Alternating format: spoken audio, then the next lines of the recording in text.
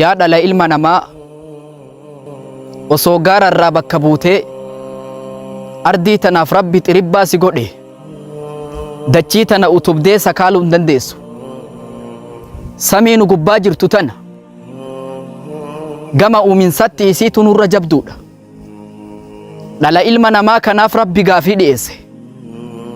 A'antum ashaddu khalqan amis samaa'u banaaha. Samii isin gubbaa jirtu tana moo isinii kanatu gama uuminsatti jabaatanuun jedha rabbi. Osoo wanni marti isa biratti laaftuu taatu dhala ilma namaa kanaaf samii kana yoo wal bira qabu uuminsatti samiitu jabduudha. Ilmi namaa kun gama uuminsatti laafaadha. Qutila al-insaanu ma akfara. Ilmi namaa kun abaarame maaltu akkanatti isa kafarsiisa? Min ayyi shay'in khalaqa. Maal irraa rabbi isa uume?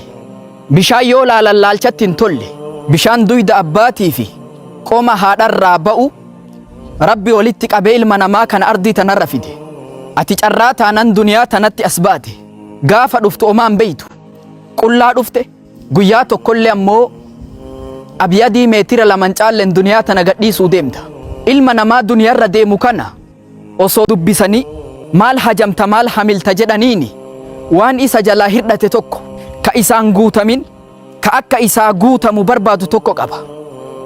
Kasanuu osoo isaan guutamin biraa deemu. Bareedde ati bareedumina qabda har'a dirratti uffattee tolte xumurri uffata ati uffattuu abyadii meetira laman caalle. Bareedde mana bareeda galta xumurri mana ati galtuu mana raammoo fi rirmi nama booharsu sani. Bareeda yaabbatta yaabbii xumurri yaabbii ati yaabbattuu saaxinii dhiirti afur ceekurratti baattu sani.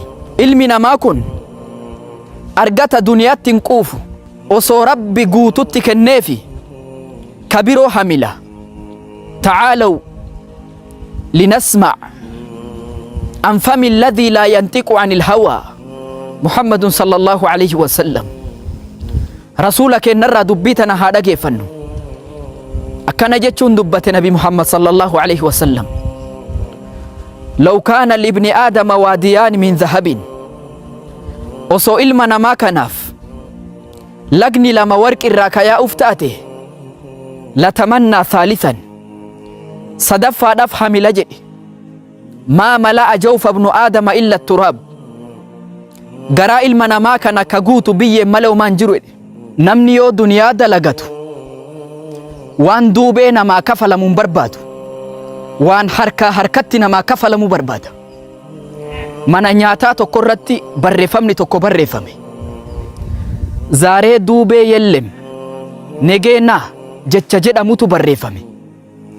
Ardha duubeen hin jirtu boru koottu jecha jedhamutu barraa'ee jira. Yoo borullee dhufte borumtaan sun boru dhalti.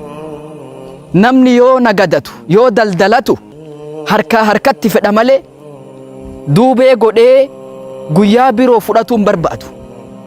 Aakhiraan ammoo duubeedha. Sababni guddaan namni aakhiraa irraanfateef sababuma isiin duubee taateef. Osoo akka ati rukuutee sujuudduun osoo ati akka ati hajjii gootuun osoo akka ati sadaqaa kennattuun osoo akka ati khayrii dalagattuun aakhiraan mindaan sii kafalamte silaa namni duniyaaf irrakkatu ture. Sababa duniyaatiif aakhiraan irraanfatu ture. Mindaan aakhiraa osoo harka irratti namaa taate namni silaa duniyaa garagalee laalu. Sababni namni aakhiraa irraanfateefi sababa aakhiraan booddee taateefi osoo aakhiraan harka irratti namaa kafalamte namni morma micciiree duniyaatti fuulandeeffatu ture. Adduniyaa ka beeytin nasajati lankabuut. Adduniyaan akka mana sharariitiin jaarteeti. Adduniyaan akka manaamaati. Namni yoo irriiba keessa manaamee irriibaa ka'u wanni san hin jiru. Adduniyaan akka fixeensa ganamaati. Fixeensi ganama aguma xiqqoo buuyyoodhaaf abyadii ta'a. Buuyyoodhaaf marga saniif xiqqoo faayataa. Aduun baanan hin bada. Adduniyaan akkasi. keessattu fin dagatina ganda dalagaati akhiraan daaru jazaa ganda galataati wassalaamu alaykum warahmatullahi wabarakaatu